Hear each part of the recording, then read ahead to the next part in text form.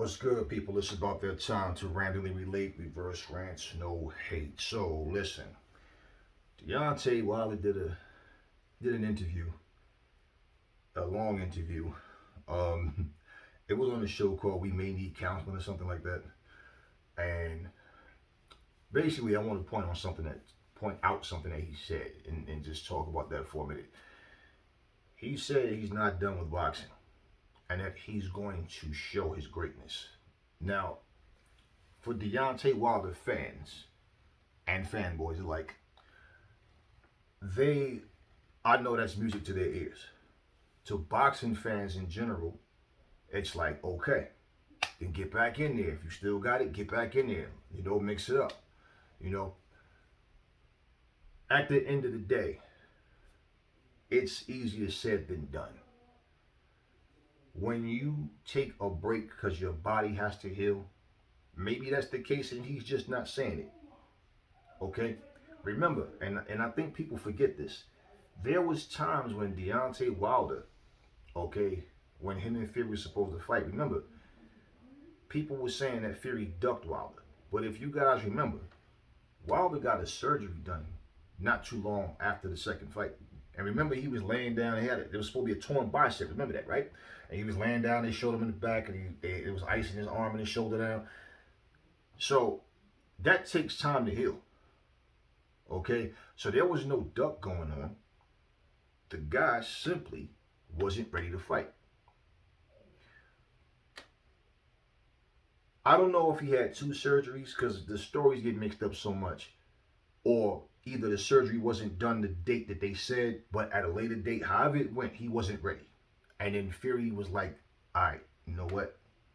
I'm not waiting for Wilder anymore. Every time we're supposed to fight, the date gets pushed back. You guys remember that, right? Now, all the way up until when we finally got to talk about him fighting Fury, and then, we find out that the contract was on Shelly Finkel's desk at his office, and they somehow forgot that the contract was there and it expired. And then all of a sudden, Fury announces he was supposed to have a fight December the 5th. Remember this? And then this is when Wilder finally speaks and says, oh, I'm so disappointed. I thought we were supposed to have a third fight or whatever. Okay, listen. That being said, with all the knockouts that Wilder has in his career,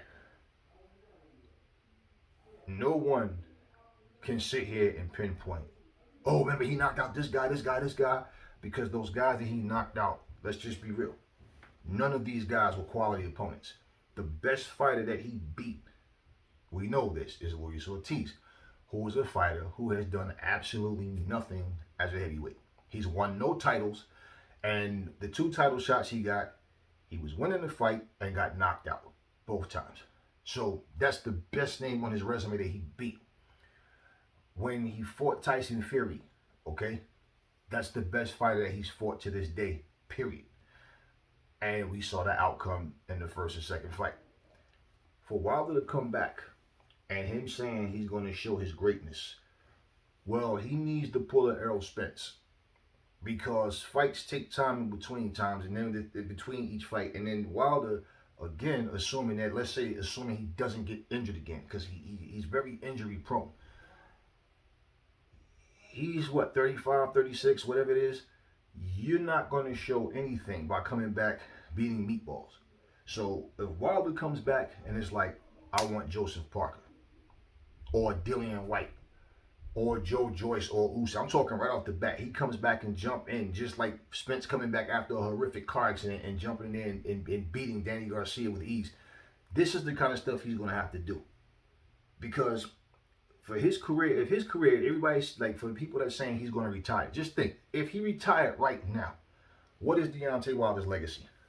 I knocked out a whole bunch of nobodies. I'm just being blatantly honest. Okay?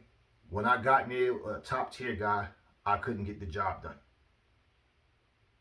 So let's say he beats Joseph Parker. Let's say he beats Dillian White, right? Let's say he beat Anthony Joshua. To have those three names would do so much more for his career than for him to walk away like this now or come back and beat some meatballs. If he beat a Joe Joyce was never a world champion. We know that Joe could fight. If he beat a Dubois. See, beating those guys would say, okay, those were good fighters. And you got it, yeah, you have to admit they are. They are. And that makes his stock go up in terms of his legacy. Like, hey, look, this dude, yeah, he came back and he beat, guys that were respectable guys. Because as of now, other than decent Ortiz, he has nobody that he's beat that you even care about. You understand what I'm saying? Nobody. Mike Tyson, people that make those comparisons understand. Mike Tyson fought some good guys that just wasn't given their just due. Like Tony Tucker was a solid fighter. James Quick Tillis was a solid fighter. You know, Mitch Blood Green was a street type fighter. He was a boxer that he could fight. You know, Mike. The thing with Mike is this: he didn't have popular names to fight. The Greg Pages and people like that. They wasn't known like Muhammad Ali was or Joe Frazier. They didn't have the respect that a Larry Holmes got. But he beat these guys. Mike, don't get me wrong, the Quick Tillis fight, but Quick Tillis could box. Quick Tillis, that fight was like, a lot of people think that Tillis won. They think maybe the knockdown is what gave it to Mike. You know, it was a flash knockdown. But at the same time, regardless, my thing is Mike Tyson wasn't in there getting outclassed, outboxed by lesser fighters. Mike would go in there and just dominate. And when Mike knocked you out, first off, he's beating you to the punch, out jabbing much taller guys. You know, and they're winning off points against these guys and then finally knocking them out. Mike punished you. Wilder doesn't punish you. Wilder plays it safe, keeps back. Patience, timing, catch you. So Mike's knockouts was so much more spectacular because Mike would dominate you first, then get you up out of there. You understand what I'm saying? Mike, so you can remember names that Mike knocked out, even if they wasn't the greatest names, because there's the way he broke them down from round one into the round he got him out of there. So there's a big difference, man. And Tillis, these guys were known. Don't get it wrong. They wasn't seen as great like Ali was, like I'm saying, but I mean they were known. But they were also underrated. At the same time, Mike Tyson, if you look at his career, when he got to the better fighters, the thing in that is people make the excuse about his age because he lost to Holyfield, who's 4 years older than him. He lost to Lewis, who's older than him. He never fought Bo, never fought Foreman, never fought Moore. So there's things you can look at and say, okay, yeah, but if you stop right there and say, well, if his career ended after jail, for example, right? If he never came back, Mike's legacy still would have been he hasn't had great names that were current that he beat. So Tucker, he wasn't great, he was good. Tillis wasn't great, he was good. Right? Because in terms of consistency, nothing none of those guys did pushed them to that next level.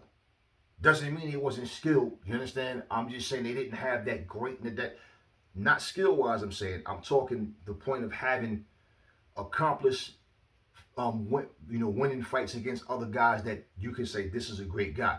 But then you got to look at it this way. Look at how many people, look at those guys, Witherspoon, all these other guys that fought Larry Holmes and gave him hell. But they couldn't get, a lot of people thought Witherspoon won. There's, it's one of these things where you see the greatness or you see the skills, but certain people are not giving them that nod. So, well, we can't say they're great unless Gil Clancy says they're great, or unless Burt Sugar says they're great, or Max Kellerman says they're great, or Jim Lampert. And it's like, no, bullshit. But that's how people see it. All that being said, okay, as rocky of a road that Mike went up in his career, okay, and then getting beat by Buster Douglas, who could fight but was known for giving up, Deontay Wilder has yet to have fights with people that you really care about or saw as a formidable opponent. So he needs to like he's saying, to solidify what he's saying, that I'm going to show my greatness, you need to beat like a Joe Joyce.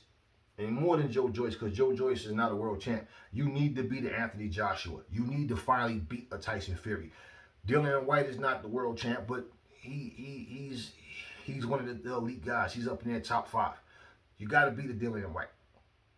You need to beat a Usyk. You need to beat these guys, as Joseph Parker. You need to beat these guys. You can't show greatness, or at least if you fight him and lose, at least have a great showing. But we know that Wilder's weak points is he can't box. He has no game plan. He has no plan B, no plan C. We know that about Wilder. But for him to come back, he's saying, I'm going to show my greatness. Just look at it this way. The longer he stays out the ring, the more ring rust will set in. Okay? Unless you're sparring 12 rounds, 15 rounds, when you do, so there's no, okay, I'm exhausted, I'm tired. You got to be able to find a way to squeeze that in. So when you have an actual fight date coming, you know you just did that. Let your body rest, but, you know, you keeping sharp. This is what he needs to do. Because if he comes back, fights some meatball, 6 months later, maybe 7, 8 months later, he finally has a step-up fight. I mean, time is ticking. And we see how fights are not so easily made right now. The money got to be right. They want a venue there. I don't see Deontay Wilder being a guy that doesn't have a problem fighting in front of in like an empty arena. He's going to want to fight in front of a crowd. Okay? There's things that has to happen. So even when he keeps talking about things in boxing that happens, the dirty politics and all that, he's telling you that for a reason. Because in case he doesn't get back in there, maybe there's something that deterred him that made him say, you know what, I'm done with all of this. But he needs to get in that ring and fight the top guys. Not no Charles Martin, not Adam Kalnacki, not Helenius. You know, we don't want to see him fight Povetkin now at this stage in Povetkin's career. We don't want to see that. He needs to show if he's that guy, he's going to have to show by beating the guy that's at the top of the mountain right now. I mean, he can come back and fight somebody like Efe Ajagba. Efe's done nothing so far. Okay, as far as on an elite level. So beating him is like, okay, Efe's up and coming. He's a good puncher. All right, he beat him. That's a good win. But that's not going to make you by beating Efe. Because there's several fighters that will beat Efe right now. That's the whole thing. If and when he comes back, he and his team needs to understand.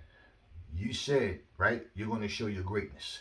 If that's the goal, we need to look at the top 10 and we need to start chipping away one at a time, the top guys. And if he can stay healthy in between these fights, if he's winning these fights, then there's no way you can deny him showing his greatness, even with his limited skills as a boxer.